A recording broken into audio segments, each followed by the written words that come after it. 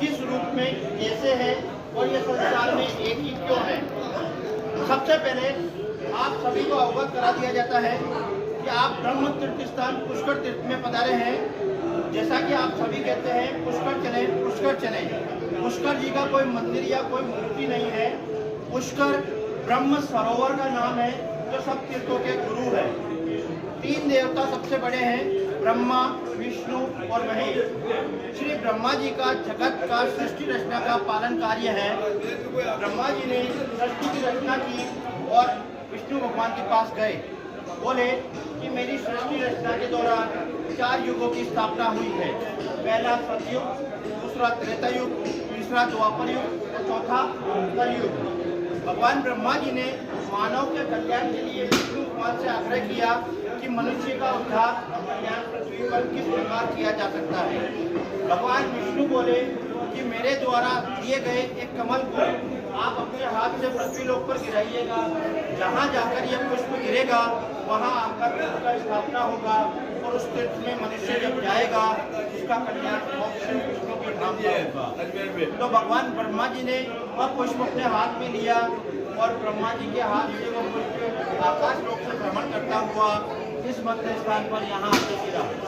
जैसे ही वह पुष्प यहाँ आके गिरता है, उस पुष्प के वेग से पाताल लोक से जल प्रकट होता है। जल प्रकट होकर भगवान श्री ब्रह्मा जी की ये सरोवर की उत्पत्ति होती है।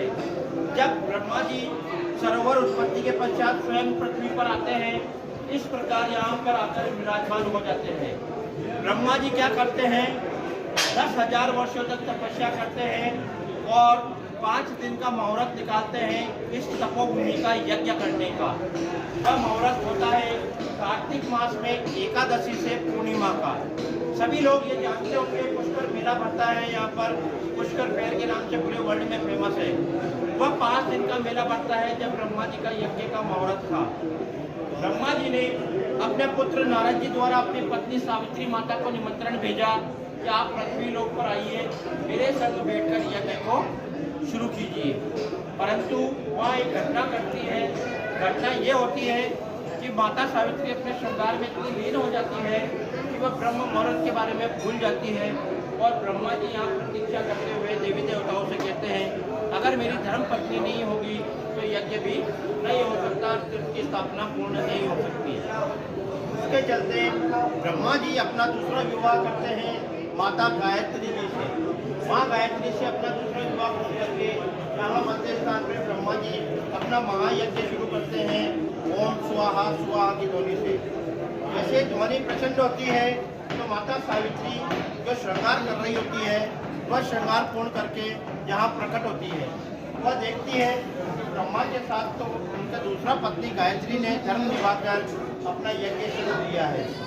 ये बात उनको बिल्कुल अच्छी नहीं लगती और वह भगवान ब्रह्मा जी को 2 श्राप देते हैं। पहला श्राप देते हैं कि आपका पूरे संसार भर में एक ही तीर्थ होगा इस पृथ्वी पर, दूसरा कोई तीर्थ आपका पृथ्वी पर नहीं व्याप्त होगा। तो आप जैसा कि सुनते आए हैं कि विश्व में ब्रह्मा का एक ही तीर्थ है, वह है पुष्कर धाम, वो इसी श्राप के कारण है।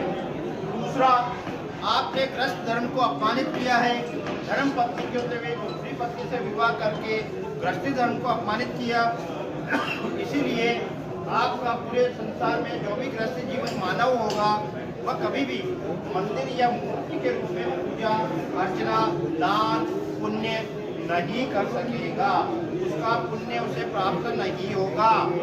जैसा कि आप जानते हैं आपके घर के मंदिरों में सब देवी देवताओं की मूर्ति स्थापना होती है, पर ब्रह्मा जी की कभी भी नहीं हुई है, वो नहीं होगी, क्योंकि ब्रह्मदेव को मूर्ति स्थापना पे श्राप दिया गया है।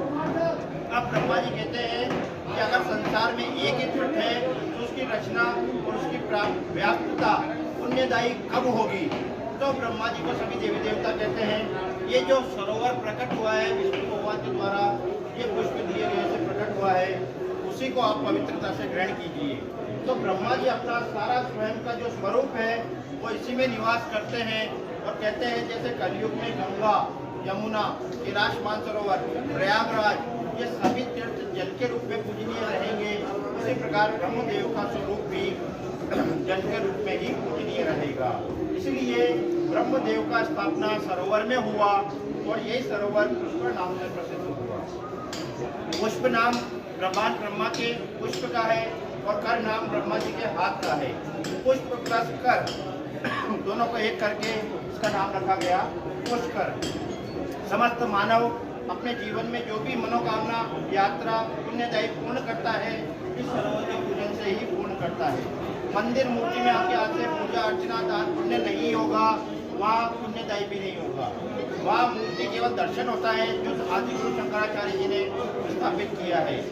आप अपने परिवार के नाम से जो व्यक्ति अपना प्रसाद चढ़ाना चाहता है, मनोकामना करना चाहता है, 20 रुपये का थाली आपको यहाँ से दुकानदार से प्राप्त होगा। इसी स्थान पर बैठकर आपको अपने परिवार कल्याण का मनोकामना करना है।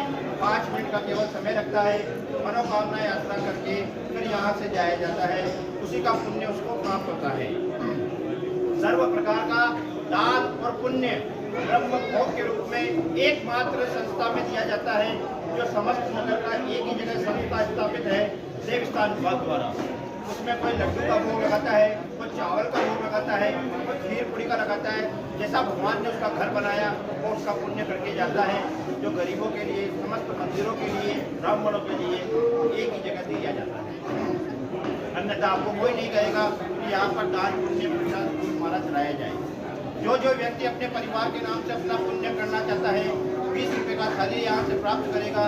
थाली का पैसा मुझे देगा, मैं आपके लिए थाली वहाँ से लेकर वापस यहीं पे दूंगा। उसको अपना थाली का प्रसाद चढ़ा के आगे जाने का है। ब्राह्मण द्वारा ये प्रसाद चढ़ाया जाता है। ब्राह्मण का कोई पैसा फूल चाट नहीं होता है, वह आपको आशीष देके पूर्ण कर्म करा के आपको यहाँ से विदा करता है। आपको एक ही जगह दान पुण्य होता है, वो सरोवर का संस्था में होता है। जिसका मन माने वो अपना परिवार कल्याण का पुण्य कीजिए, और जिसका नहीं माने उसका कोई जबरदस्ती नहीं है। अपना अपना नाम से अपना प्रसाद का थाली का पुण्य मुझे दीजिएगा, आपकी थाली काउंटिंग से यहाँ पर आएगा।